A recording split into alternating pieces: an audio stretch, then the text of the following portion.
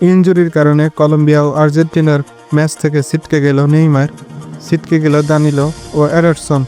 বিস্তারিত জানুন ভিডিওতে।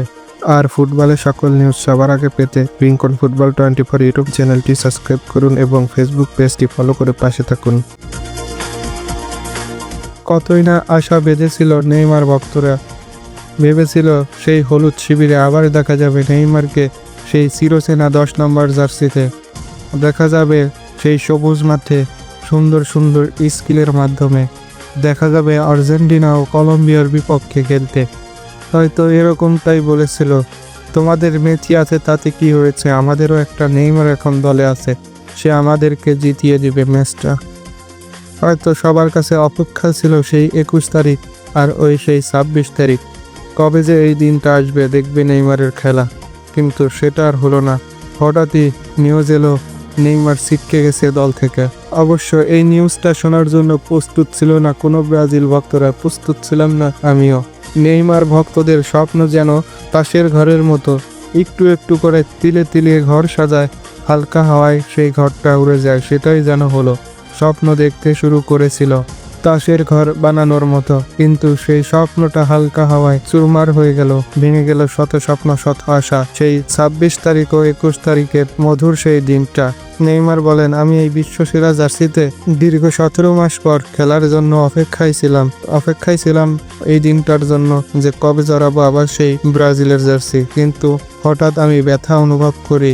পুনরায় আমাকে পরীক্ষা করানো হয়। সিবিএফ সিদ্ধান্ত নেয় আমি শতভাগ ফিট নই, তাই তারা আমাকে নিয়ে রিস্ক নিতে চায়নি, কারণ আমাকে দিয়ে 26 বিশ্বকাপ খেলাতে চায়। আমি খেলতে পারবো না। আপনারা যারা আমাকে সমর্থন করেছেন তাদেরকে অসংখ্য ধন্যবাদ। আশা করি আমি পুনরায় আবার ফিরে আসব। আপনারা অপেক্ষায় থাকবেন এবং সৃষ্টিকর্তার কাছে আমার জন্য প্রার্থনা করবেন। হ্যাঁ নেইমার, এটাই হয়তো নিয়তির লেখন। তোমার অপেক্ষায় থাকার জন্যই হয়তো তোমাকে সাপোর্ট করেছি, তোমার একটু খেলা দেখার জন্যই হয়তো তোমাকে সাপোর্ট হয়েছি তোমার অন্ধ ভক্ত। এটা শুধু আমার কথা নয়, এটা লাখ কোটি ব্রাজিল ভক্তদের কথা। হ্যাঁ, দোয়া করি তুমি ফিরে আসো ব্রাজিল জাতীয় দলে, এই 26 বিশ্বকাপ খেলতে, জয় করো 26 বিশ্বকাপ, পূর্ণতা দাও ব্রাজিল সাপোর্টারদের। হয়তো একটা বিশ্বকাপের মাধ্যমেই তোমার সব স্বপ্ন পূরণ হবে। আর কিচ্ছু চাই না তোমার থেকে। তোমার স্কিল, তোমার ড্রিবলিং মুগ্ধ করে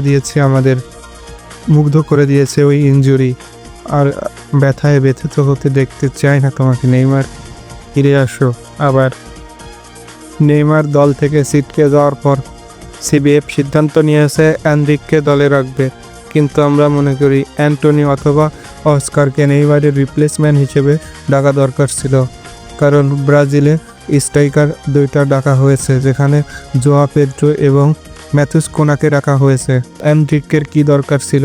প্লেমেকার হিসেবে হয়তো অস্কারই ফেভারিট ছিল।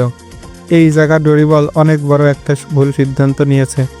দল থেকে আরও বাদ পড়েছে এডারসন, যার রিপ্লেসমেন্ট হিসেবে রাখা হয়েছে লুকাস পেরিকে। আরও বাদ পড়েছে দানিলো, যার রিপ্লেসমেন্ট হিসেবে রাখা হয়েছে অ্যালেক্স সানচেজকে।